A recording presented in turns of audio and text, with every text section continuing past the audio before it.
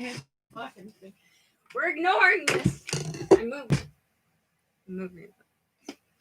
My bad. Okay. I know probably some people will go back and watch this. I've been wanting to do this for a while.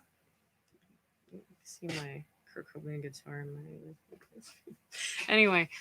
I've been wanting to do this for a while. I just never have enough time because I have other things that I do. But I started watching this video. See and do a you hello. Oh, hello. Hi. There's this video called the 27 Club, Mental Illness and Art, and they talk about Kurt in it. And I'm watching it. And I don't know. I want to kind of discuss not just like Kurt in general, but the legacy and what it's kind of taken on over the years, because it has changed over the years. Obviously, social media and technology have a huge part to do in that as well. Then it's just, it's been, what, how many years?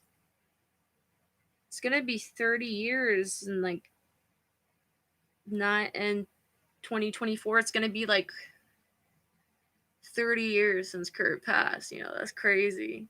That's literally longer than he was ever even alive. When you think like, Kurt is cute. Kurt is great. But how do I do this? Okay, so a lot of people, like, I've been looking at some of like the fandom stuff, like the new fans of like Nirvana and Kurt and stuff. It's always interesting to see their like take on the whole thing. The one thing I don't agree about that everybody keeps saying with all this like stuff is like they're like, oh, it's an invasion of privacy and da da da da, and I'm like, I felt like Kurt already felt like he was already violated and had an invasion of privacy put upon him the moment, tabloids are writing bullshit about him and his wife at the time. Also, there's like debate over like the journals. Like some people are like, oh, it's an invasion of privacy, when literally like the first page says like, please read my journals to get to know about me later. Oh, my friend's gonna. So this is probably gonna be a short stream anyway. Hi, lovely sweaters. Hello, how are you? I'm just discussing stuff right now. I will stream better another time I have a streaming thing, but I just kind of wanted to do this briefly because I kind of just wanted to vent. Oh, hi, Iconic Videos. I didn't see you at first. Sorry if I missed you. Mainly, it's, I don't know. I just kind of want to have like a quick discussion. I'll probably like, look back, or people can leave comments later or whatever about what they think about it. But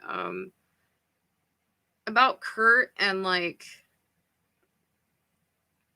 him and the whole scenario with, like, I remember it was the t-shirts. If you know anything, Kurt, like, Francis started it's called like kurtcobain.com, and basically it's a lot of merch of his artwork and stuff from his like journals or whatever, and like stuff he left behind. And some people were going against that and protesting it because it was, some of the stuff was during, what was it, during when he was in like rehab or something. Like, it should make a fucking difference. I don't know. To me, it's like he's already had so many things released already at this point that are like, like private crap. I mean, you can't be any more violated as when people decide that they think it's okay to like leak your suicide note. At that point, I just think it's all for free range at this point. Because, and here's the thing too, it's like over as more and more years go on, and this goes for any celebrity or person who dies young, including at the iconic age of 27, things are gonna get mystified and go more and more behind myth as the years go on, because it's just kind of what happens. I notice as more time goes on, just more of these, like, they get more and more disconnected from the actual image of who they were as a person than compared to like this idea that has been plastered all about them mainstream wise, you know? It's kind of weird though. I mean, it's like good and bad with the new image of Kurt because like I remember back when I started getting into him, he was still kind of known as this like junkie rock star who killed himself. And then like now, like over the years now, that and I think it's because like the generation a lot of the generation that grew up on Kurt's music now are parents and they have kids who were like into Nirvana now and all this other stuff or were alive around that time when they were a teen. And so they're a little bit more open to it now, and things have changed. Society has changed, as we all know. Kurt was very ahead of his time with his whole ideas around feminism and um what is it, like feminism and just like political beliefs and like anti-rape, you know, just fighting toxic masculinity. He was very oh yeah, obviously he was pro gay LGBTQ, like he was very ahead of his time in that sense.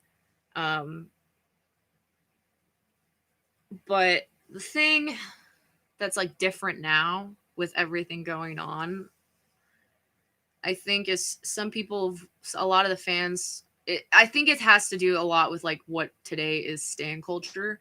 People feel so connected to like these people and these like ideas of people, not even just like even celebrities or musicians, even like online personalities now, that like they will do anything to protect them. That it's a bit much. People are going to think what they want to think about people by the end of the day. It's not. I just think it's funny because I see some of these like fans like go on Twitter and like let's say a tweet pops off about something saying something rude about this celebrity, then all their stands come in and go like this is rude and you don't have to drag us down and da da da. It's like I don't think that celebrity really gives a shit anyway. Like they have other things to worry about. I don't think they care about some person who has some semi-popular tweet about dragging them or whatever. I don't know. Anyway, or they just want to interpret it in a negative way or whatever. I know I'm getting off topic, but sort of, but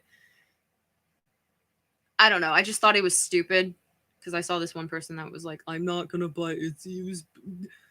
He did it during rehab. And I'm like, and I don't, and some people were even saying like some of the demos and stuff, like they were never meant to be released. So it's a bit invasive. And I'm like, they're demos. Like, they're just demos. It doesn't even really matter, And I think a lot of, Kurt dealing with his fame was the fact that he did feel violated already.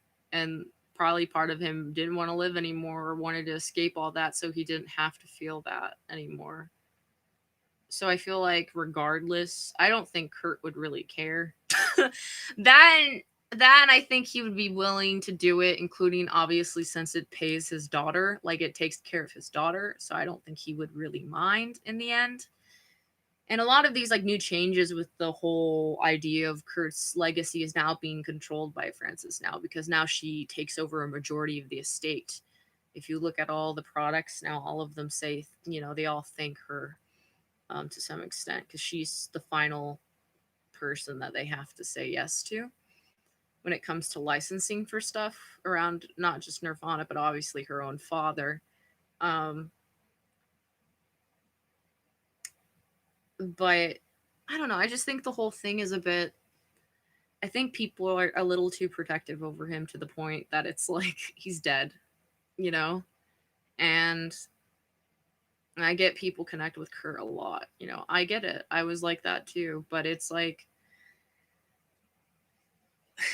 by the end of the day, Kurt just we wanted people to think that he was just a person. He was a human like you and me. He was just, and that, I mean, that's really what he was before he became famous. Was like nobody gave Kurt Cobain a second thought. They thought it was this guy with this like scraggly hair and a guitar, and they were like, okay, whatever, you know. And then it wasn't until like year, and then like he has this big album, and it's like, oh shit, it's Kurt Cobain. Now he's one of the most iconic people of like rock history in the past like 3 decades, you know? So I don't know. I just think the whole thing is very, I think people put too much on him in the sense of like they have these ideas of him and they think that it's almost fighting for justice for him, when really I feel like Kurt would just be like, you're just, you're totally defeating the whole thing that I'm trying to say in the first place. You know? It's like I see some of these huge Nirvana fan dudes, like there's this one guy in particular that I know of. He's actually a, he's semi-celebrity through like relations, basically by family relations, and he has his own mini following as a result because he's a good-looking person. Oh god, my friend's calling. Give me a sec, cat. I'm streaming. I'm gonna have to put her on. Anyway, I'll finish this last part off and then I'll answer her. Cat, stop! I can't do this right now. with oh my god, I'm gonna end her real quick. I'm gonna end this call. Cat, give me a sec, okay? Give me a sec. Jesus Christ. Okay. Sorry about that. With I feel like almost people, including with like, I feel like the conspiracy theory is kind of taken over at this point, and people believe it as like some weird fact, and it's like it's not. And I feel like it's just a waste of time, regardless of how much you know, like, oh, this doesn't make sense. Because by the end of the day, you know, as someone who's a Washingtonian themselves who grew up in this state in the Pacific Northwest, Seattle has a lot of things. The Seattle Police Department has a lot of things on their plate. The last thing they care about is if Kurt Cobain actually killed himself or not. It's just never going to happen. So you're just beating a dead horse at this point. And I feel like it's just almost beating on his legacy in a shitty way. You know, Kurt, by the end of the day, he wanted to be remembered for his music, not for the way he died or anything like that, or, you know, whatever. And that should be the way you should do it. So I don't know. Okay. Anyway, I have to go now. My friend's spamming me on Discord. I'll stream again another time soon, hopefully. I just kind of wanted to drop by and do this for a bit because I was kind of like, anyway. Till next time. Bye.